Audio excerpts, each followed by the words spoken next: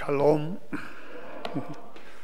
새해 두 번째 주일인데 여러분 앞에 또 이렇게 하나님의 말씀을 함께 나눌 수 있도록 세워주신 하나님께 감사를 드립니다. 새해가 됐는데 이 새해에 비록 둘째 주일이지만은 금년에는 우리가 하나님 앞에 어떻게 살아야 될까 라는 그런 마음의 생각을 가지고 출애굽 이후라고 하는 본문의 말씀을 중심으로 우리가 생각을 하려고 합니다. 우선 14절 말씀을 우리가 한번 같이 읽어보겠습니다. 본문이 길어서 우리가 다 읽지 않았는데 14절 말씀을 같이 봅니다. 너희는 이 날을 기념하여 여호와의 절기를 삼아 영원한 규례로 대대로 지킬 것이니라. 아멘.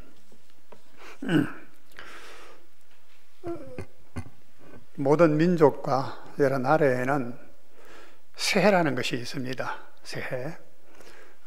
우리는 지금 양력도 쓰고 음력도 씁니다만은, 그러나 어떤 나라에서는 별을 중심으로 해서 이렇게 관측해서 또 새해를 정하는 나라도 있습니다.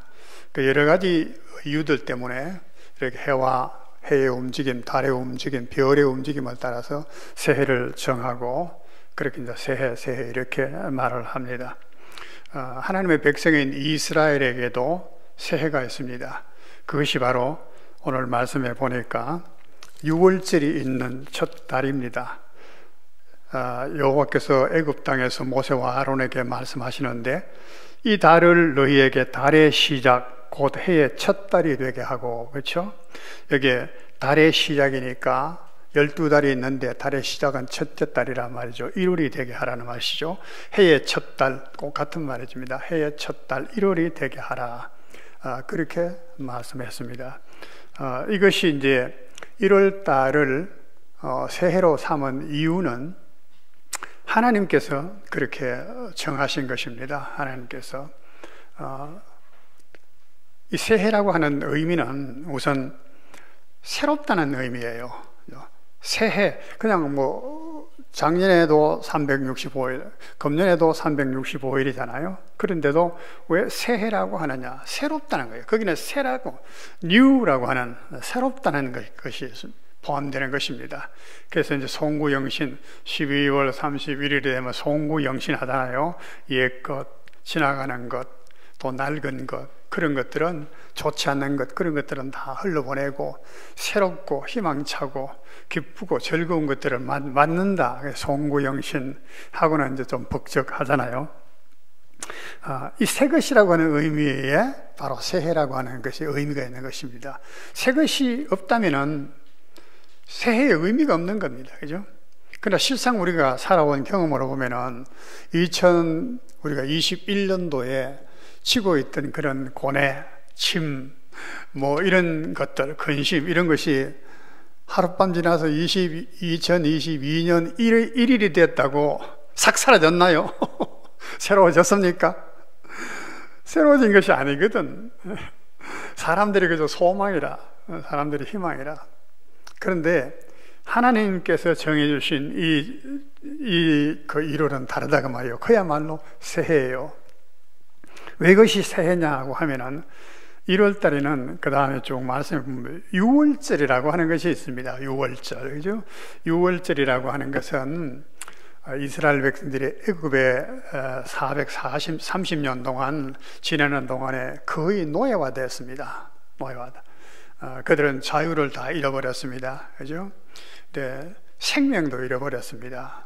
생명을 잃어버리면 다 잃어버린 거 아니겠어요? 생명을 잃어버렸다는 이유는 모세가 태어났을 때 보면 아들을 낳으면 다 죽이라 그랬거든요.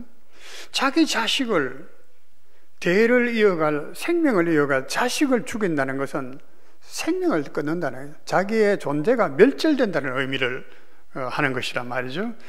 자식을 죽이는 그러한 완전히 자기를 죽이는 그러한 삶이 복되고 행복할 게 없습니다. 이런 그야말로 노예의 삶을 그들은 살았습니다. 바로가 시키는 무거운 짐을 그냥 날마다 지고 그래야 먹고 살아갈 수 있는 그런 신세로 전락했죠. 우리가 일제치하를 살아왔기 때문에 그런 경험을 우리가 압니다. 물론 여러분들 뭐 일제치하를 살아본 사람 여기에 뭐 어른들 몇 분도 일제치하 말기량에서 좀 살았었지. 그런데 일제치하 후에 기록을 보면 그래요.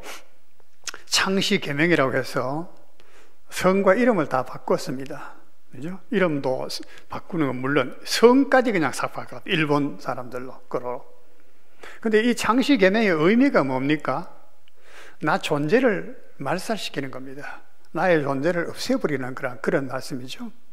더 나아가서 이제 우리 말로 하지 못하겠잖아요. 그 일본 말을 좀 더 가르쳐. 일본 말로. 그죠? 우리 말을 다 말살해서. 이건 사상을 말살하는 거거든요. 그 다음에 종교를, 핍박하다가 나중에 말살해야, 종교 말살이 되었는데. 그래가지고 천황을 섬기는 신사참배를 주장했죠. 종교를 말살한다는 것은 사상의 자유를 완전히 생각도 하지 못하도록, 생각까지도 완전히 노예화시킨 겁니다. 이것은 정복 민족들이, 정복하는 왕들이 대체로 행하는 버릇이죠. 이스라엘이 바벨론에 포로 갔을 때도 다니엘과 세 아이들의 이름들을 보면 다 바꿨잖아요. 벨사살이니 뭐니, 그죠? 다 바꿔버렸죠. 바로 그런 의미입니다. 자기들 바벨론화 시키는 것, 애굽화 시키는 것, 일본화 시키는 것. 그래가지고 일본 그 천황을 숭배하면서 벤노 헤이카 반자이, 여러분 들어보셨어요? 천황폐와 만세 하는 말이야. 벤노 헤이카 천황이라, 반자이 만세라는. 천황폐와 만세해야지만이 배급을 줘. 우리 연세 많은 그 당시 때만 해도 어른들은 이 일본 말을 뭐 혀도 잘 안 돌아가고 이게 잘 잊어버린다고. 벤노 헤이카 반자이 간단하지만은 그 말을 안 하면은 배급을 안 줬어. 배급을. 그러니까 얼마나 통제를 했습니까? 그죠? 그리고 완전히 자기를 말살해버렸습니다. 이것은 인간의 삶의 의미가 없는 겁니다. 인간은 창의력을 가지고 생각을 자유롭게 하고 상상력을 가지고 이렇게 살아가야 되는데 이 모든 것을 말살한 것이 바로 일본 제국의 시대였고 이 이스라엘 백성의 애굽의 생활이었던 것입니다. 그런데 6월절에 하나님께서는 이스라엘 백성들을 애굽의 바로와 그 모든 앞지 않은 세력을 다 심판하시고 자유를 되찾아 주신 것입니다. 그죠? 그렇죠? 해방을 얻은 것입니다. 그들이 해방을 얻었을 때 6월절을 지나고 그 다음날 아침에는 새 아침을, 새 해를 바라보는 것 같아. 완전히 변해버렸어. 자기를 압제하던 애국 사람은 하나도 없어진 거야. 그들이 가진 재물을 전부 다 주면서 이스라엘 빨리 내보내라고요. 그야말로 베어있던 사슴이, 그 망아지가 우리에서 튀어나오는 건 그건 감격을 가지고 애굽을 나왔단 말이죠. 이게 자유예요. 자기를 찾은 것입니다. 생명을 되찾은 것입니다. 그야말로 이것이 새해예요. 6월절을 지난 그 아침에는 야복이 야복 강가에서 밤새 실험을 하고 난 뒤에는 아침에 뭐라고 표현했느냐 하면은 해가 밝았더라. 해가 돋았더라. 그 뭐 아침 되면 해가 돋는 거야 누가 몰라요? 그런 말이 아니죠. 어제에 고민하던 야곱, 큰 마음의 고뇌를 쥐고 있던 그 야곱은 없어졌고 이스라엘이 돼서 이름이 하나님이 이스라엘로 바꿔주셨고 그 아침에 뜨는 돋아난 해는 어제 해가 아니었어요. 그때까지 그 마음에 괴롭히던 것이 뭡니까? 형이 자기를 죽이려고 한다는 거야. 20년 동안 원한을 품고 그 형의 얼굴을 보는 것이 지금 두려운 거야. 그래서 어떻게 보면 이걸 피해 보려고 엉갔다 했는데 그래도 마음이 안심이 안 됐는데 그 밤에 자고 났더니만은 실험하고 나는 그 아침에는 해가 돋았더라. 보통 해가 아니에요. 그 형을 만났는데 형의 얼굴을 보는 것이 마치 하나님의 얼굴을 보는 듯합니다. 형에게 그런 말을 했거든요. 언뜻 생각하면은 야곱이 형에게 아부를 들었다, 아첨을 해서 하는 말이 아니냐 그런 생각을 하지만은 나는 절대 그렇게 생각하지 않습니다. 그렇게 두렵고 무서워하고 근심거리려 있던 형의 얼굴이 하나님의 얼굴을 보는 것처럼 그렇게 반갑고 기뻤다는 거예요. 그것은 변화가 일어난 것입니다. 변화가. 에서의 마음이 변했을 수도 있겠지만 야곱의 마음이 변해버렸어. 완전히. 이것이 새 것이에요. 새 것이요. 해 아래는 새 것이 없다고. 어제 떴던 해 오늘 뜨는 거예요.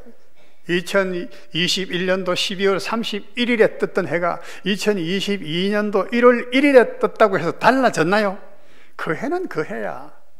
해 아래 새 것이 없나니, 성경 말씀이 진리라는 것을 우리는 나이를 들어가면서 더 잘 알게 됩니다. 정말로 그렇다. 새 아래 새 것이 없구나. 저도요, 젊었을 때 괜찮았습니다. 여러분 다 그렇게 여기에 다 꼬꾸랑하고 머리가 허옇고 쪼글쪼글한 우리 어머니들, 할머니들 다 그런 줄 압니까? 옛날에는 다 예뻤다고 할아버지들이 반해가지고 프로포즈하고 했던 할머니들이야. 새 것이 없어. 새 것이.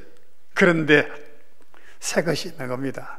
오늘 6월절을 지나고 났더니만은 그렇게 압제하고 생명의 자유를 가지도 못했던 이스라엘이 자유를 누렸다. 하나님의 백성이 하나님께 주신 것입니다.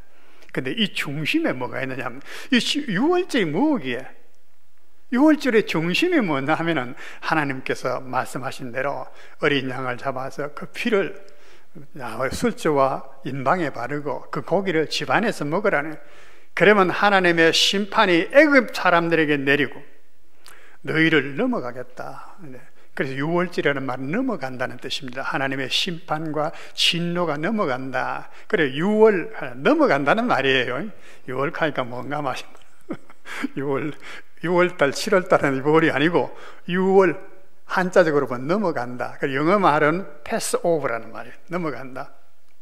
하나님께서 모든 심판을 애굽 사람에게 내리고 하나님의 백성에게는 그 압제를 다 풀어버리고 자신을 되찾아 주셨다는 거예요. 자유를 되찾아 주셨다는 거예요. 희망과 기쁨을 되찾아 주셨다는. 그래서 이 6월절이 그 중요한 것입니다. 하나님은 이것을 여호와의 6월절이라고 말해서요, 하나님이 뜻하시고 원하시고 계획하시고 이루시는 일이라는 겁니다. 그래서 모세에게 말하자면 이 6월절을 영원히 규례로 삼아라. 변하지 못할 법으로 정해서 기념하라. 왜? 하나님께서 하신다는 거야. 하나님께서 하신 겁니다. 사람이 한 게 아닙니다. 이스라엘 백성들은 그대로 순종한 것밖에 없어요. 그런데 이 어린 양은 누구입니까? 어린 양은 무엇입니까? 우리가 아는 대로 하나님의 독생자인 그리스도이십니다. 그가 우리의 죄를 지고 십자가에 피 흘리시고 죽으심으로써 우리가 그 피의 공로로, 은혜로 우리가 죄에서 자유함을 얻잖아요. 그죠? 그 어린 양 예수 그리스도를 우리가 힘입음으로써 예수 그리스도 안에서 우리가 비로소 이렇게 새 사람이 되는 것을 우리가 압니다. 새 사람은 이렇게 되는 것이고 새해는 이렇게 맞이하는 것입니다. 여호와의 6월절이야말로 진실로 새 사람이 되고 새해를 경험하게 되는 것입니다. 이렇게 새 사람이 되고 또 변화된 사람은 모든 것이 새로워집니다. 이사야서 35장 5절 6절 말씀을 보면은 그때에 맹인의 눈이 밝을 것이며 못 듣는 사람의 귀가 열릴 것이며, 옛적에는 이것을 소경의 눈이 이랬는데 그건 또 비하하는 거라고 해서 이제 맹인이라고 이렇게 고쳤고, 못 듣는 사람 귀, 귀머거리라고 그랬는데 못 듣는 사람의 귀 하니까 좀 그렇습니다. 귀머거리가 사실은 익숙해졌는데, 또 사람의 귀가 열릴 것이며 그때에 저는 자는 사슴같이 뛸 것이며 말 못하는 자의 혀는 노래하리니 이는 광야에서 물이 솟겠고 사막에서 시내가 흐를 것입니다. 그때라는 말은 바로 이것을 말합니다. 그리스도께서 우리의 죄를 십자가에서 다 속해 주셨을 때, 사해 주셨을 때, 그때에 우리의 귀는 열릴 것이고 우리의 눈은 보게 될 것이고 우리의 입은 벙어리 된 입은 열려서 노래하게 될 것이고 사막에 물이 흐를 것이고, 이런 일이 있다는 것. 단지 이 피를 바라는 이것은 표적이 된다. 하나님을 믿었다는 표적, 그리스도께서 우리를 위해서 죽으신다는 것을 표적, 그것을 믿고 발랐을 때에 그 일이 일어나는 것입니다. 우리 모두는 이런 은혜를 입고 우리 하나님을, 예수님을 믿는 우리 성도인 줄로 믿습니다.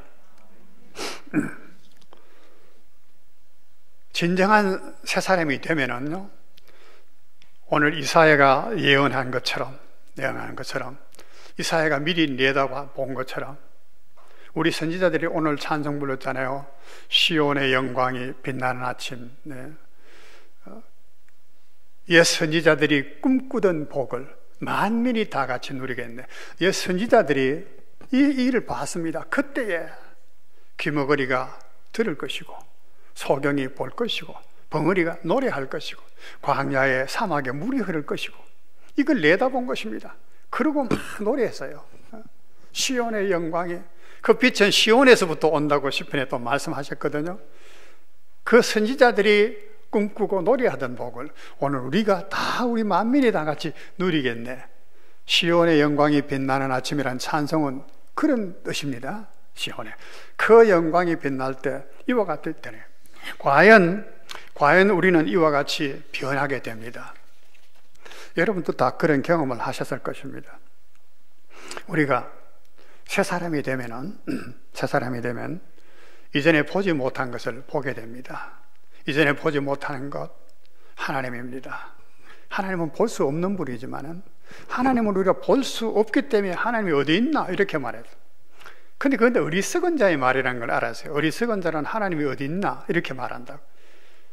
끝없는 사람의 눈은, 마음의 눈은 그 하나님의 존재를 알게 되는 겁니다. 그 하나님의 사랑을 느끼게 되는 겁니다. 그죠? 저는 그런 경험을 했습니다.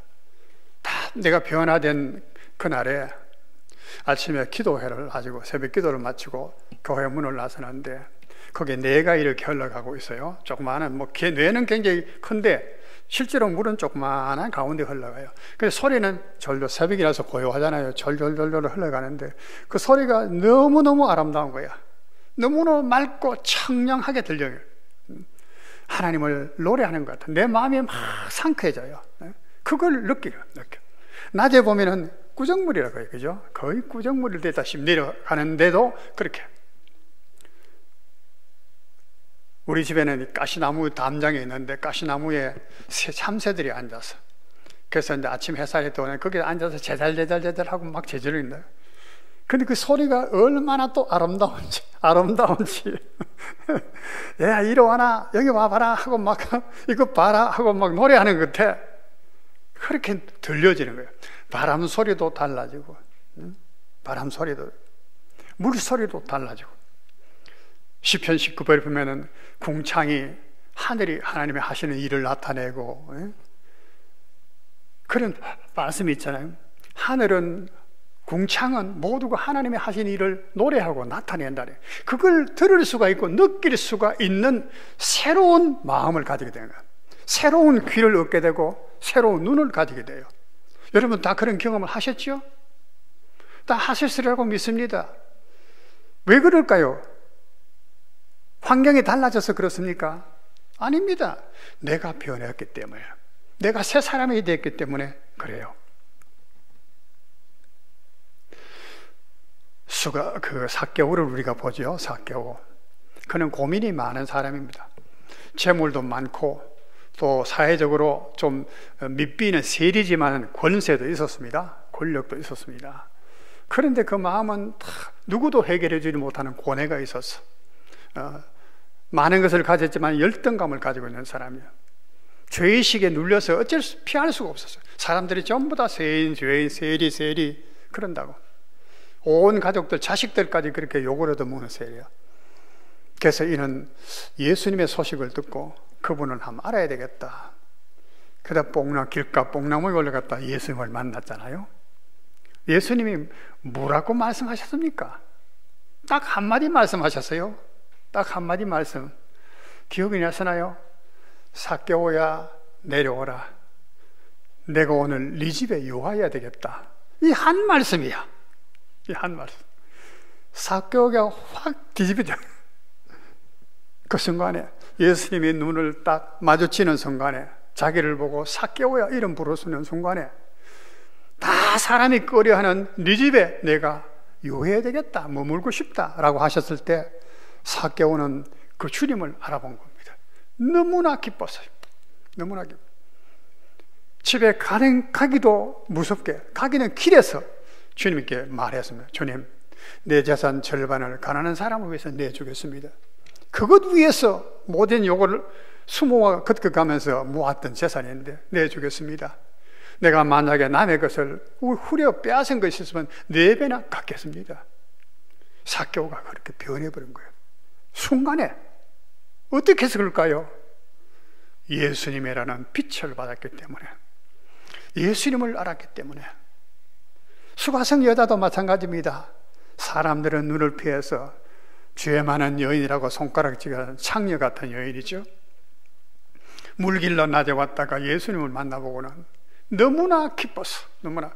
물동이도 내버려 두고는 부끄러운 거, 지금까지 부끄러워하던 거 다 무시하고 동네 사람들에게, 사람들아 와보라 와보라, 내가 만난 그분이 메시아가 아닌가 보라는, 와보라는 거야.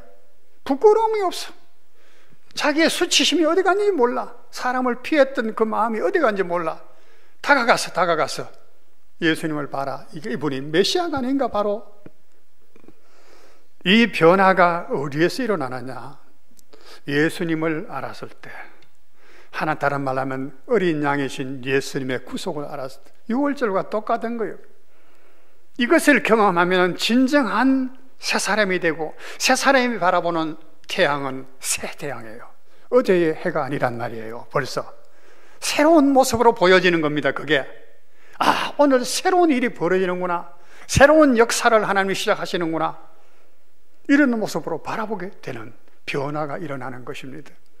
이 변화를 경험하지 못하시면 여러분, 예수 그리스도 안에서 이것을 경험하시기를 원하고, 경험하신 분들에게는, 그런데 이것이 끝이 아니라는 것입니다. 이게 다가 아니라는 것입니다. 해의 첫 달이 되면은, 한 해는 첫 달이면 1월만 있습니까? 1월 또 1월 또 1월 이런만 있나요? 아닙니다. 2월도 있고 3월도 있고, 그래서 12월이라고 하는 한 해가 또 가는 거거든요. 그래서 이스라엘 백성들이, 이스라엘이 6월절을 통해서 애굽에서 나오는 것으로서 일이 끝난 것이 아니에요. 하나님이 이제 비로소 이 일을 시작하신 거야. 비로소 시작하신 거예요. 이해하시겠습니까? 비로소 시작하신 것이다. 어린아이로, 그리스도 안에서 어린아이가 된 것입니다. 무슨 일을 아직 남았는가?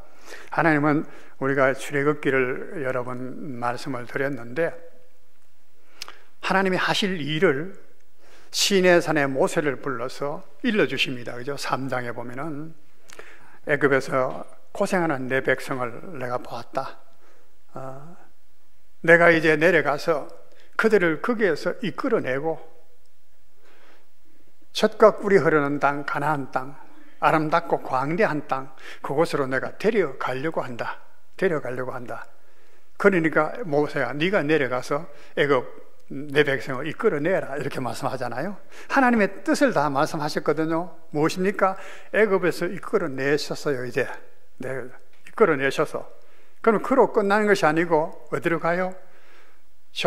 약속하신 땅, 가나안 땅, 아름답고 광대한 땅, 그 땅을 하나님이 이렇게 수식을 하셨어요. 그냥 가나안 땅 이렇게 말하지 않고, 약속한 땅 이렇게 말하지 않고, 아름답고 광대한 땅, 젖과 꿀이 흐르는 땅. 왜 그렇게 말씀하셨을까? 너무너무 좋은 땅이고, 너무너무 그렇게 수식하신 거예요. 그 땅으로 보낸다 하기가 아니고 데려가려 하노라. 데려가려 하노라. 데려간다는 말과 보내는 거는 다르죠. 하나님이 이끌어 가신다는 거예요. 손이 친히. 하나님은 이걸 지금 하시려고 하는 겁니다. 하나님의 백성이 젖과 꿀이 흐르는 광대하고 아름다운 땅에 복되고 편안하게 안식을 누리도록 하고 싶다는 것이 이게 하나님의 뜻입니다. 그걸 모세에게 일러주셨잖아요. 그런데 아직까지 이 일을 하시잖아요. 이제 이 일을 하실 거거든. 그것이 또 다른 말로 하면은 하나님을 섬기는 일이라. 이스라엘은 내 아들 내 장자니 그들이 나를 섬길 것이니라. 모세를 보내서 바로에게 하신 말씀이, 애굽의 왕에게 명령을 내리신 말씀이 그겁니다. 내 백성 이스라엘은 내 아들 내 장자니 내 백성을 보내어 나를 섬기게 하라. 이것이 모세가 받은 명령입니다. 바로에게 가서 그 말을 한 겁니다. 그렇지 않으면 하나님께서 재앙을 내리실 것이고 끝내 너희 장자를 죽이리라. 하나님 죽이시리라. 바로가 안 듣잖아요. 내가 여호와가 누군데 내가 그런 말 들을까? 그러다가 막 재앙을 당하게 되죠. 하나님이 계속 하신 말씀이 이스라엘은 내 아들 내 장자라는 거야. 나는 그 아들 장자의 섬김을 받고 싶다니, 하나님의 뜻이. 섬김을 받고 싶다. 그것이 지금 이루어져야 된다. 섬김을 받으셔야 된다. 그 말을 출애굽기 19장 6절 말씀에는 그들을 만민 가운데서 내 소유로 삼고 제사장 나라로 삼겠다, 이렇게 말씀해요. 제사장이라고 하는 것은 엄청 높은 지위입니다. 백성을 대신해서 하나님을 대하는 존재예요. 하나님을 대화하는, 하나님을 앞에 나갈 수 있는 존재가 제사장입니다. 이스라엘을 제사장으로 삼으신다는 것, 같은 말입니다. 섬기는 거, 제사장으로 삼으시는 거, 이거 지금 이루어 가실 거잖아요. 그 일이 지금 아직 남은 겁니다. 이건 너무 엄청나고 영광스럽고 복된 일이잖아요. 그죠? 그 일을 지금 해나가실 거거든. 그런데 그 일을 해나가시는 과정이 참 또 이상해요. 광야라. 광야길을 가는 거야. 광야길을 지나서 가나안 땅으로 가고 하나님을 섬기게 해도 다 되는 거란 말이죠.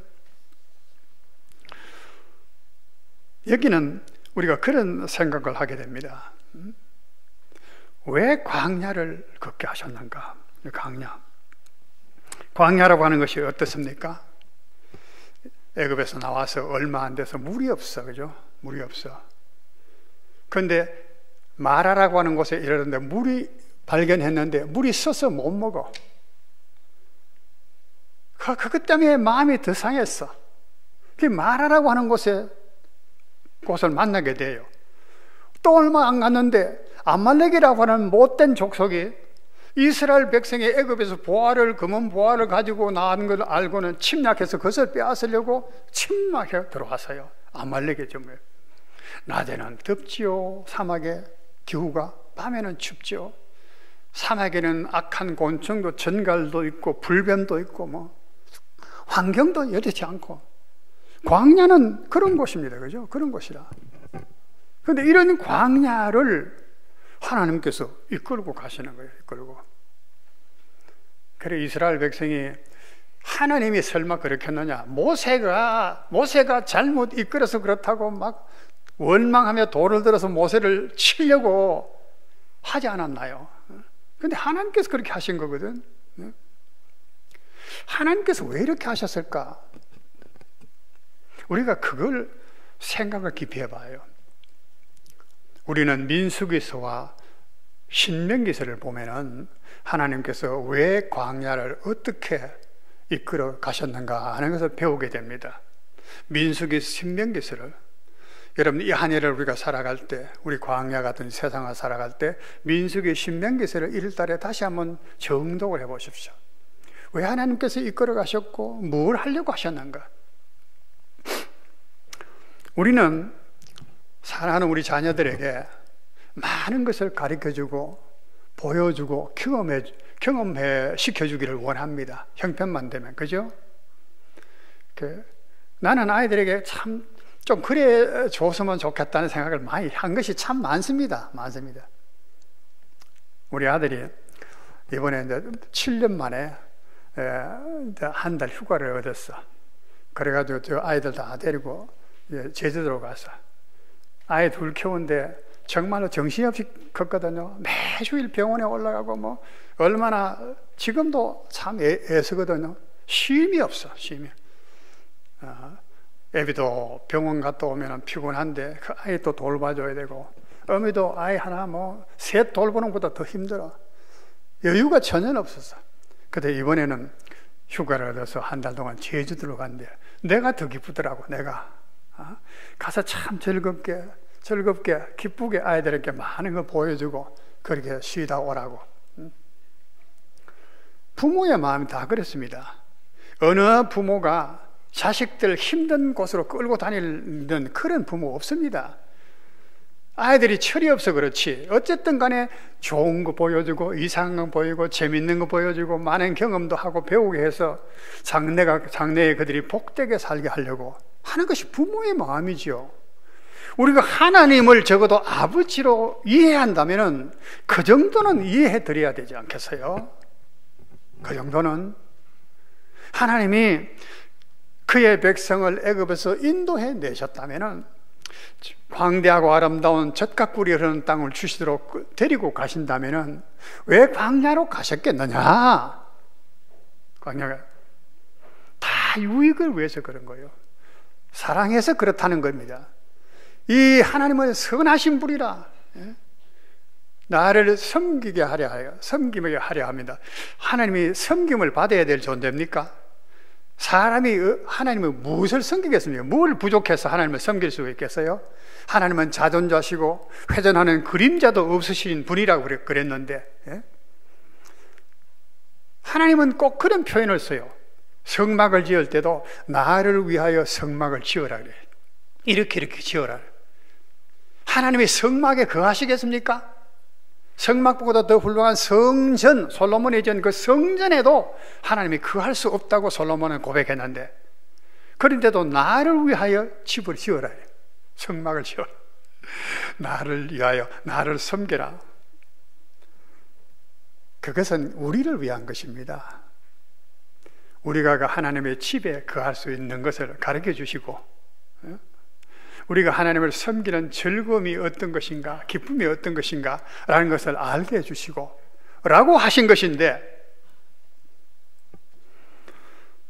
불효자나 무지한다는 그걸 모른다 그 말이죠. 무지한다, 부조한다. 사도 바울은 하나님의 사도가 되어서 매도 수없이 많고 맞고 옥에도 수없이 갇히고 죽을 고생도 많이 하고 비방과 욕도 당하고 강도의 위험도 당하고 강의 바다의 위험도 당하고 굶기도 많이 하고, 그럼에도 불구하고 그는 만족한 고백을 한 것이 있는데, 나는 일체의 비결을 배웠노라는 말입니다. 이 모든 환경들, 여건을 그것을 견디고 이겨낼 수 있는 비결을 배웠다. 참, 이 비결이 놀랍지 않습니까? 우리도 그 비결을 알고 싶잖아요. 살아가는데 우리가 비난받는 것도 많고 억울한 일 당하는 것도 많고 매 맞는 일도 옥에 갇히는 거, 굶주리는 일도 있을 모르는데, 그때도 그것을 극복하고 이길 수 있는 일체의 비결을 배워놓으라. 그 비결은 뭡니까? 내게 능력 주시는 자 안에서는 내가 무엇이니 능치 못할 것이 없다니, 모든 것을 할 수 있느니라. 내게 능력 주시는 자 안에서는. 오늘 광야의 이 여정이라는 것이 그렇습니다. 그것이 자그마치 40년이라. 40년, 그렇죠? 그러니까 40년 동안 애지간하게 안 되었다는 걸 볼 수 있죠. 처음에 바로의 시내산에서 해서 이제 하나님 말씀을 받고 가데스 바네아까지 쫙 갔습니다. 가데스 바네아서 이제 정탐꾼을 보내서 그러고 이제 가나안 땅으로 딱 요단강 건너 가면 되는데, 그들이 하나님 못 믿었어. 가보니까 정탐꾼이 하는 말이 뭡니까? 거기는 성벽도 높고 사람들도 거인처럼 장대하고 우리는 보면 메뚜기 같더라, 비기그야. 도저히 우리가 그거 점령 못한다. 그 하나님께서 아직 훈련들 됐다. 그래서 광야를 돌이키잖아요. 40년 동안. 아, 참 긴 세월이다. 근데 우리는 안 그렇지. 그런 생각을 하시나요? 나는 그런 생각합니다. 70이 이제 들고 보니 이제 조금 철이 나는 것 같다. 세상 말로 하면은, 신앙적으로 말하면 이제 조금 믿음이 생긴 것 같다. 그렇게 말. 여러분들 됐다고 생각하지 마십시오. 됐다고. 섰다고 하면 넘어질까 조심하라. 네. 40년은 광야의 생활을 했습니다. 그래서 광야는 우리가 말한 것처럼 그런 어려움이 많은 겁니다. 그런 어려운 광야를 살면서 그들이 배운 것이 있습니다. 사람이 떡으로만 사는 것이 아니요, 하나님의 입으로 나오는 모든 말씀으로 사는 줄을 알게 하려 하십니다. 신명기서 8장에 있는 말씀이죠. 유명한 말씀요. 내 하나님 여호와께서 이 40년 동안에 내게 광야의 길을 걷게 하신 것을 기억하라. 하나님이 걷게 하셨다는 거예요. 하나님이 왜 걷게 하셨는가? 그 설명이 나오는 것입니다. 이는 사람이 떡으로만 사는 것이 아니요 여호와의 입에서 나오는 모든 말씀으로 사는 것을 주를 내가 알게 하려 하심이라. 이 말씀도 굉장한 많은 의미를 담고 있습니다. 사람은 떡이 없으면 못 사는 줄 아는데요. 그런데 떡으로만 사는 것이 아니더라는 거예요. 아니더라는. 이걸 깨닫는데 40년이 걸렸어. 그것도 제대로 깨달았는지 모르지만 예수님도 이 말씀을 하셨잖아요. 하나님의 말씀이 그렇게 중요하다는 거예요. 진리라는 거예요. 진리. 내 생각, 내 경험, 내 힘, 능력, 이 모든 것들은 다 보잘것없다는, 광야에서 아무 도움이 안 되더라는 거예요. 깨달은 거예요. 나의 미약함, 나는 전적으로 다른 말로 하면 부패하다는 거예요. 죄성을 가진 나는 아무것도 할 수 없다는 걸. 이걸 사람이 경험하지 못하면 절대 하나님을 신뢰하지 못하는 거예요. 이것과 하나님의 신뢰, 믿음은 딱 정비례합니다. 반비례합니다. 나를 부정할 때 하나님을 더욱 의지하게 돼 있어요. 그 때문에 인내가 필요한, 그 기간이 필요한 거예요.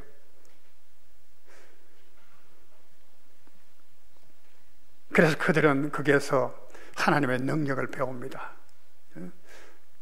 마라의 그 선물을 하나님께서는 단물로 바꿔주십니다. 그리고 주시는 교훈이 있습니다. 나는 여호와 사파라. 뭔 말이죠? 여호와 라파라. 나는 치료하는 여호와다. 알겠느냐? 치료하는 여호와다. 나를 경외하면 애굽의 모든 재앙들을 너희에게는 하나도 안 내리겠다. 코로나가 문제 아닙니다. 애굽에 내렸던 그 모든 재앙, 어느 질병도 너희에게 임하지 않게 하리라. 나는 치료하는 여호와라. 아말렉이 침략해 왔습니다. 모세가 손을 들어서 전쟁에서 이겼습니다. 승리했습니다. 여호와 니시라. 여호와는 우리의 깃발이고 승리자시다. 거기에서 그들은 기도를 배우고 협력하는 걸 배웠습니다. 여호수아는 전쟁하고 모세는 기도하고 기도의 능력을 배우는 겁니다. 절감하게 실감 있게 배우는 것 아니겠어요? 그들은 물이 없었습니다. 물 없다는 것이 얼마나 어려운 일입니까? 떡 없는 것도 아니고 떡도 없습니다. 그러나 하나님께서 반석에서, 땅에서 내는 게 아니고 반석에서 물을 내주셔서 신비한 일이라는 거 아닙니까? 하늘에서 조상도 들어보지도 못하고 맛보지도 못한 만나를 주셔서 놀라운 일을 경험한 것입니다. 경이로운 일을 경험한 것입니다. 이런 것은 광야가 아니면 경험할 수 없는 것입니다. 광야에서가 아니면 하나님을 배울 수가 없는 일이었습니다.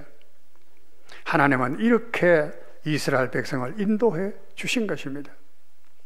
그들은 거기서 훈련을 받습니다. 여호와의 군대로 성장되어 갑니다. 군대라고 하는 것은요, 명령에 죽고 사는 겁니다. 하나님의 명령을 따라 죽고 사는 것이 군대입니다. 지 생각대로 하는 게 아닙니다. 명령이 떨어지면 가는 거예요. 이스라엘이 이렇게 광야를 지낸 후에 그들은 요단강을 건너입니다.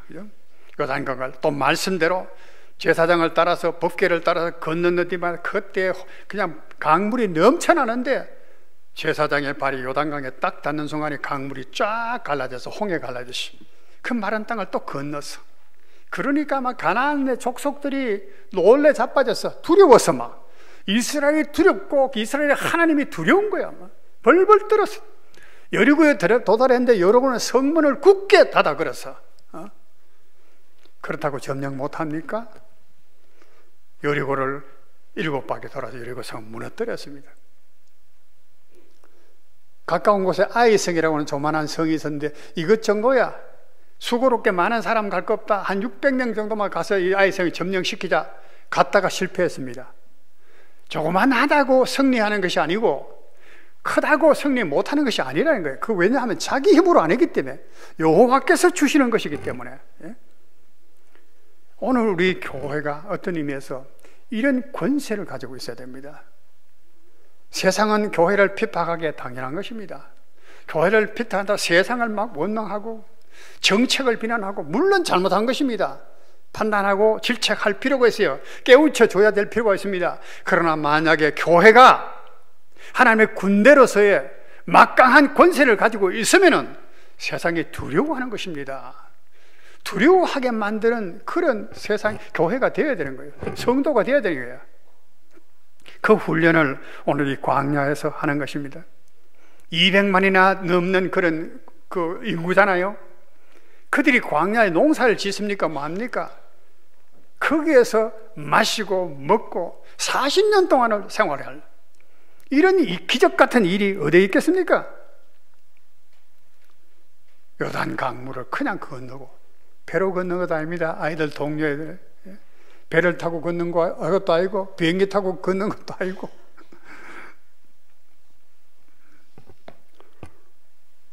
광야에서는 자기 자신을 부인하는 것입니다. 자기 자신, 하나님을 신뢰하는 것입니다. 원망과 불평하지 말고 기도하는 것입니다. 기도하는 것입니다. 이것을 배워야 되는 거예요. 2022년 우리가 살아가는 이 세상도 광야입니다. 우리가 이와 같이 살아갈 수 있기를 축원합니다. 또 하나님께서는 이 신명기에서 중요한 또 교훈을 주십니다. 우리가 잘 아는 쉐마라고 하는 것입니다. 신명기 6장에 나오잖아요. 이스라엘아 들어라, 들어라 이스라엘아, 우리 하나님 여호와는 오직 유일한 여호와시니 너는 마음을 다하고 뜻을 다하고 힘을 다하여 내 하나님 여호와를 사랑하라. 뜻을 다하고 힘을 다하여, 다른 곳에는 내 목숨을 다하여 그랬습니다. 그 말은 목숨보다도 더 귀하게, 더 중요하게 하나님을 사랑하라네요. 사랑은 그런 것이죠. 근데 사랑은 사랑하라고 할 수 있는 게 아닙니다. 사랑하라, 사랑하라. 그런다고 사랑할 수 있는 게 아니에요. 사랑하는 것을 알아야 돼요. 사랑하신다는 것을 알아야, 하나님이 나를 이렇게 사랑하는 걸 알고 사랑은 속에서 일어나야 되는 겁니다. 하나님은 바로 그런 사랑의 하나님이신 것입니다. 우리가 찬송을 오늘 불렀잖아요. 기뻐하고 경배하세 영광의 주 하나님. 우리 마음에 피어나는 꽃 같아. 하나님은 영광의 하나님. 우리가 주님을 배울 때 우리 마음에 꽃이 피어나는 것 같아. 우리 주는 사랑이요 빛과 진리이시니, 그 찬송 부르면 진짜 신나잖아요. 우리 하나님은 그런 하나님이에요. 하나님이 진실로 우리를 이렇게 사랑하신다는 그 하나님의 사랑을 알아가야 돼요. 광야에서 그것을 배우는 겁니다. 광야에서. 출애굽기에서 또 그 이스라엘이 바벨론에 포로잡혀 있을 때 선지자들, 에스겔이나 여러 선지자를 통해서 계속 하신 말씀이, 반복적으로 하신 말씀이 뭐냐면, 내가 여호와인 줄 너희가 알리라는 거예요. 내가 여호와인 줄 너희가 알리라. 하나님을 아는 것이에요. 하나님을 아는. 사도 베드로도 베드로후서 3장 18절에 하나님과 주 예수 그리스도 아는 지식에서 자라가라. 하나님과 예수 그리스도를 아는 그 지식에서 자라가라. 하나님을 알아간다는 것은 곧 사랑한다는 말이에요. 마음과 뜻을, 목숨을 다해서 사랑하시는 하나님이라고 하는 것을 알게 된다. 우리가 세상에 하나님 주신 것들, 아름다운 것도 많고 사랑해야 될 것도 많습니다. 남편도 사랑해, 아내도 사랑해, 자식도 사랑해, 부모님도 사랑해. 다 사랑해야 될 존재들이에요. 그런데 그것들은 결국은 내가 의지할 존재는 아닙니다. 다 두고 떠나야 될 존재입니다. 그렇잖아요? 가지나 많은 나무가 바람 잘 날이 없다고, 어떤 면에서는 우리들에게 괴로움을 끼쳐주는 존재가 될 수가 있어요. 그러나 하나님은 그렇지 않습니다. 우리가 만약에 이들을 사랑하면은, 저도 그런 고민을 많이 했거든요. 사랑하라, 사랑하라 그러는데, 정말로 사랑해 보십시오. 자식을 너무 사랑하면은, 자식을 두고 죽을 수가 없어. 눈이 안 감겨져. 에? 여러분, 그럴 자신이 있습니까? 나는 도저히 불가능하다고 생각합니다. 에? 자식을 두고.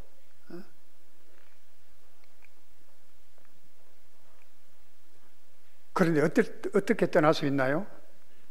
하나님께 맡기는 겁니다. 내보다 더 내 자녀를 사랑하는 하나님을 알 때에, 하나님을 알 때 맡길 수가 있어요. 아브라함이 하갈과 그 이스마엘을 쫓아낼 때도 가족 부대, 물 한 부대, 떡 한 자루 조가족 보내서 재산이 많은데 너무 야박하잖아요. 어떤 면에서. 안 그래. 예? 하나님을 믿었기 때문에 그런 거예요. 우리가 세상을 사랑하면은 떠날 때 떠나지 못합니다. 롯의 처가 소돔 고모라의 멸망을 앞두고 천사가 손을 이끌어서 끄집어내 줬는데도 그걸 못 잊어서 돌아보다가 소금기둥이 됐어. 이 세상과 이 세상 가운데 있는 것들은 사랑하지 말라는 거야. 그것은 안목의 정욕, 이색의 자랑, 정욕의 자랑, 그것들이 다 지나가는 것이야. 영원하지 않아. 우리가 오직 사랑해야 될, 소중히 여겨야 될 분은 여호와 하나님이시다는 거예요. 나의 기쁨이요 소망이요 생명의 권한이 하나님이시다. 그 하나님을 바라보라는 거예요. 이것을 배우는 것이 광야다. 여러분 얼마만큼 배웠습니까? 얼마만큼 배웠습니까? 2022년도는 이런 하나님을 더욱 배울 수 있기를 바랍니다. 세 번째로는 하나님을 자랑하는 것입니다. 사랑하면은 자랑하게 돼 있어요. 자랑하게 돼 있어요. 하나님을 알고 싶어 합니다. 알고 싶어 하고 하나님을 즐거워하게 되고 뭔가 내게 소중하고 자랑할 것이 있으면 다 자랑하고 싶어서 못 견디는 거예요. 사람이. 예? 그렇잖아요. 자랑하고 싶어. 이것이 복음 전도입니다. 그래 보니까 하나님께서 내 자녀에게 앉았을 때나 일었을 때나 하나님 말씀을 가르치고 또 내 손목에 기호로 삼고 내 미간에 표로 삼고 내 집 문설주 바깥문에 기록해라. 이것은 들어가며 나가며 하나님 말씀을 늘 묵상하도록 하기 위함도 되지만은 세상 사람들이 보게 하는 겁니다. 문설주에 다 있으니까 유대인들이 이렇게 뭐 말씀을 달고 다니까 말씀에 들고 다니까 사람들이 다 보잖아요. 하나님의 백성인 것을 증거하는 겁니다. 자랑하는 것입니다. 우리는 성경책 들고 길하는 것도 부끄러워하잖아요. 요즘은 교회 오는 것도 싫어가지고 그 성경책 가지고 있어요. 핸드폰 딱 가지고 핸드폰 가지고 이렇게 하고 있어요. 그런 너무 편리주의를 쫓지 않기를 바랍니다. 성경책 들고 오세요. 사람들이 볼 수 있도록. 성경책 들고 술집에는 못 갑니다. 성경책 들고 창녀집에는 못 갑니다. 성경책 들고 도둑질 못 합니다. 성경책을 들고 있는 하나님은 못해요. 그것이 증거가 되는 겁니다. 하나님을 증거하는 겁니다. 선교사로 나가는 것만이 증거하는 것이 아닙니다. 제사장으로서 사람들을 하나님께로 인도하는 것이 바로 그런 것입니다. 그들이 그랬을 때 가나안 땅의 백성들이 두려워 떨었잖아요. 증거되었기 때문에 그렇습니다. 그들이 뭘 한 게 있나요? 증거되었기 때문에 그렇습니다. 우리는 하나님을 더 알고 싶어. 저도 이제 그 은혜를 받고 나서 정말로 하나님을 알고 싶었어.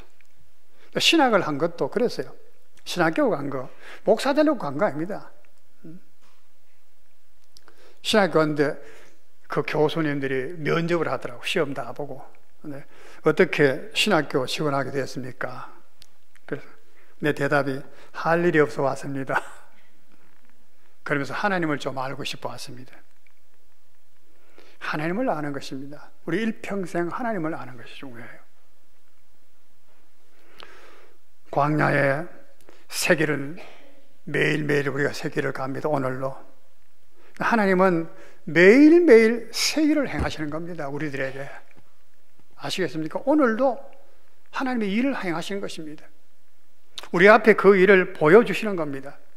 그래서 우리가 어떤 고민이 닥치거나 어떤 어려운 일이 있거나 무슨 병이 들거나 그러면은 그것 때문에 두려워하고 그것 붙들고 실험하려고 그러지 말고 하나님께서 왜 이런 시련과 어려움을 우리에게 주셨는가를 생각해 봐야 돼요. 그걸 먼저 찾아야 돼요. 코로나 때문에 노열에서 걸리지 말고 여기서 하나님께 우리가 무엇을 찾아야 되는가 그거를 배워야 돼요. 그러면 이 날들이요 굉장히 유익한 겁니다. 복된 겁니다. 나는 당뇨가 있어서 병원에 가니까 의사가 그래요. 매일매일 당뇨를 좀 체크하세요. 그래. 공복에도 체크하고 식사하고 나는데 2시간 지나서 또 체크하고 그래서 공복 혈당이 100이 넘으면 안 된다고. 그 음식을 좀 과도하게 먹거나 당물이 많은 것들 많이 먹으면 올라간다고. 그 조심하라고. 그 당뇨 환자들이 요새 많았어요. 모든 사람들이 당뇨 기계 많이 사가지고 가더라고. 그 체크를 좀 하는 거예요. 나 게을러서 안 합니다만. 우리 신앙생활도 좀 그래야 되지 않겠나? 예? 그래야 되냐? 하나님을 날마다, 매 시간마다, 매 사건마다 생각해 보면서. 그러면은 광야 같은 이 세상이 결코 광야만은 아닙니다. 하나님을 알아가고 하나님과 함께 가는 기대가 넘치고 소망이 넘치는, 기쁨이 넘치는 그런 광야길이 될 것입니다. 이제 우리 잠깐 노래 한 곡 듣고 말씀을 맺겠습니다. 광야를 지나며 왜 나를 깊은 어둠 속에 홀로 두시는지 어두운 밤은 왜 그리 길었는지 나를 고독하게 나를 낮아지게 세상 어디도 기댈 곳이 없게 하셨네.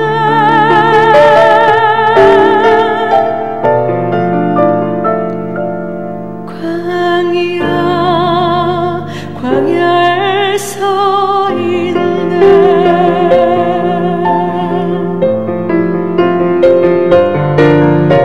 왜 나를 깊은 어둠 속에 홀로 두시는지 어두운 밤은 왜 그리 길었는지 나를 고독하게 나를 낮아지게 세상 어디도 기댈 곳이 없게 하셨네.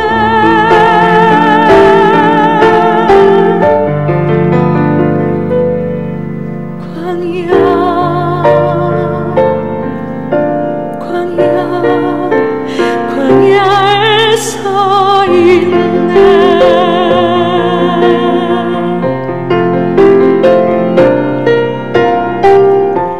주님만 내 도움이 되시고 주님만 내 빛이 되시고 주님만 내 친구 되시는 광야 주님 손 놓고는 단 하루도 살 수 없는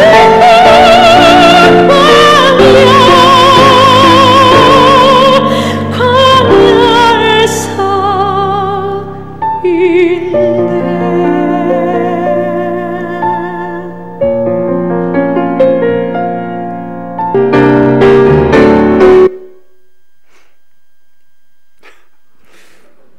마지막으로 제가 성경 말씀 같이 한번 읽고 말씀을 마치겠습니다.